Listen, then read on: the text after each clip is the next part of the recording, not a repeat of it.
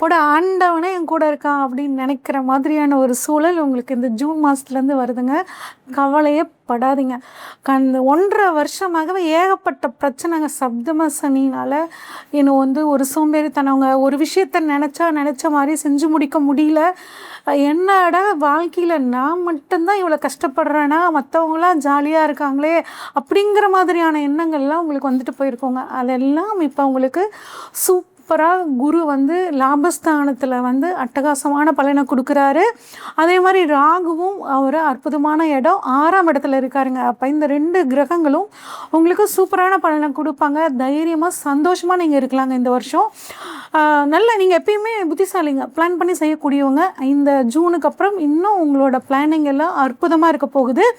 முயற்சிகள் 3ஆம் இடமான முயற்சி ஸ்தானத்தை லாபஸ்தானத்திலேருந்து குரு பார்க்குறாரு. அப்படிங்கும்போது நீங்கள் பண்ணக்கூடிய முயற்சிகள் கட்டாயம் லாபத்தில் சக்ஸஸில் முடியும்.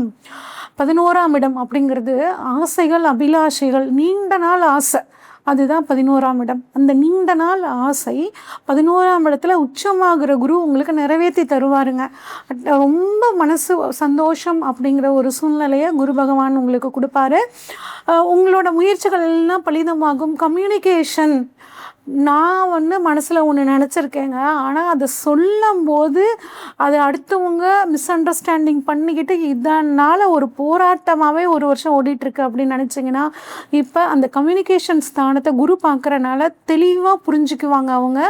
உங்களுக்கு எல்லாத்தோட சப்போர்ட்டும் வந்து கிடைக்க போகுதுங்க. அதே மாதிரி ஐடி ஃபீல்டில் இருக்கிறவங்களுக்கு, கம்யூனிகேஷன் ஃபீல்டில் இருக்கிறவங்களுக்கு, மீடியா ஃபீல்டில் இருக்கிறவங்களுக்கு எல்லாத்துக்கும், கலைத்துறையில் இருக்கிறவங்களுக்கு 5ஆம் இடத்தை வந்து குரு பார்க்குறனால கலைத்துறை, அரசியல் துறை, இந்த மாதிரி துறையில் இருக்கவங்களுக்கு எல்லாம் ரொம்ப ஒரு சூப்பரான காலகட்டமாக இந்த வருஷம் இருக்க போகுதுங்க. அதே மாதிரி உங்களோட குடும்பத்தில் அடுத்தவங்களோட தலையீடு வேண்டாங்க. என்ன ஒரு பிரச்சனைனாலும் கணவன் மனைவிக்குள்ளே பேசி முடிச்சுக்கோங்க.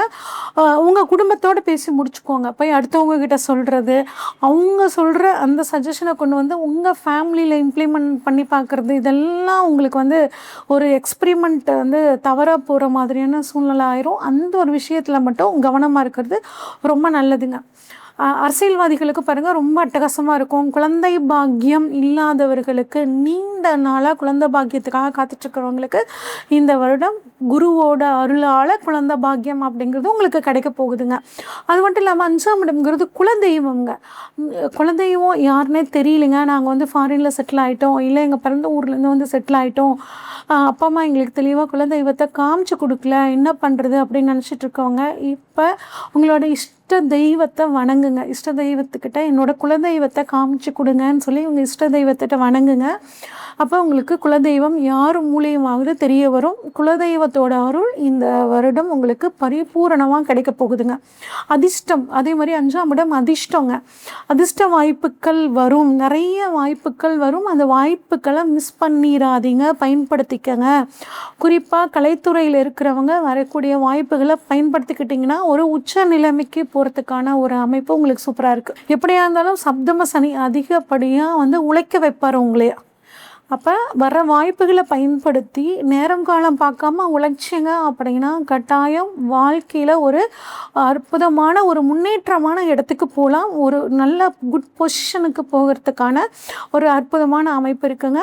அதே மாதிரி 7ஆம் பார்வையாக வந்து 7ஆம் இடத்தை வந்து பார்க்குறாருங்க. 7ஆம் இடத்தை பார்க்குறனால என்ன ஆகும் அப்படின்னா மனசுக்கு பிடிச்ச வாழ்க்கை துணை கிடைப்பாங்க. அதே மாதிரி 2வது திருமணத்துக்காக காத்துட்ருக்கேன் அப்படின்னா உங்களுக்கும் 2வது திருமணம் நடக்கிறதுக்கான வாய்ப்புகள்.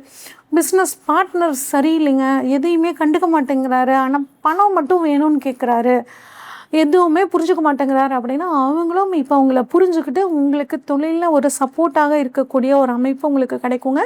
உங்கள் வாழ்க்கை துணை மூலியமாக உங்களுக்கு இப்போ பண வரவு, அவங்களுக்கு ஒரு உத்தியோகம் கிடைக்கிறது, அவங்களுக்குள்ள குடும்ப சொத்துக்கள் வந்து வர்றது, இந்த மாதிரி மனைவினால் இல்லை வாழ்க்கை துணையினால் உங்களுக்கு ஒரு பண வரவு அப்படிங்கிறது ரொம்பவே சூப்பராக இருக்குங்க. சரி, ஓகே, குரு அட்டகாசமான நல்லதுகள் செய்ய போகிறாரு. இதெல்லாம் சூப்பர். பண வரவு நல்லாயிருக்கும், குடும்பம் நல்ல குடும்பத்தோட சந்தோஷமாக இருக்கலாம், பிஸ்னஸ் பார்ட்னர் கிடைப்பாங்க, கல்யாணம் ஆகும், குழந்தை பாக்கியங்கள்லாம் கிடைக்கும், எல்லாமே ப்ளஸ்ஸு. ஓகே, மைனஸ் எதுங்க? நான் எந்த விஷயத்தில் நான் கவனமாக இருக்கணும் அப்படின்னு கேட்டால், குறிப்பாக 9, 1, 4 இந்த விஷயங்களை கவனமாக இருக்கணுங்க. 9 அப்படின்னா பயணங்கள் போகும்போது கவனமாக இருக்கணும், முன்னேற்பாட்டோட பயணங்கள் போகணும், வண்டியில் வந்து கரெக்டாக சர்வீஸ் பண்ணி பக்காவாக வச்சுக்கணும், அப்பாவோட உடல் ஆரோக்கியத்தில் கொஞ்சம் கவனமாக இருக்கணும்.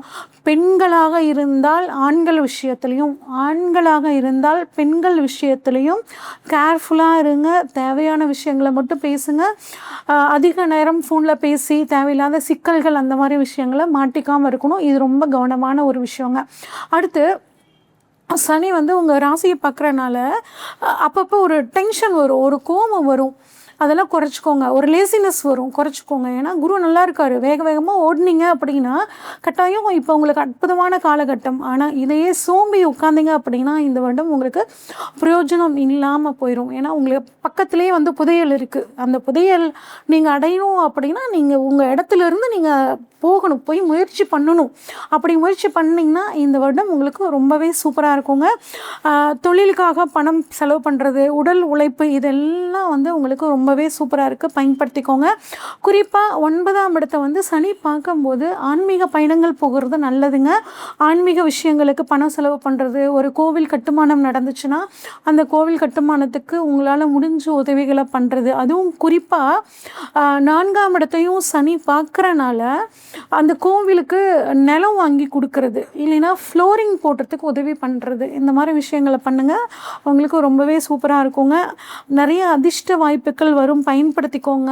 இழந்த பதவிகள், பொருட்கள் உங்களுக்கு தேடி வருங்க. வேற்று மொழி பேசுகிறவங்க, 6ஆம் இடத்துல ராகு இருக்கிறனால வெளிநாட்டில் போய் வேலை கிடைக்கிறது, வெளிநாட்டில் இருக்கிறவங்க மூலியமாக ஒரு நல்ல ஆதாயம் உங்களுக்கு கிடைக்கிறதுக்கான அமைப்புகள் சூப்பராக இருக்குங்க.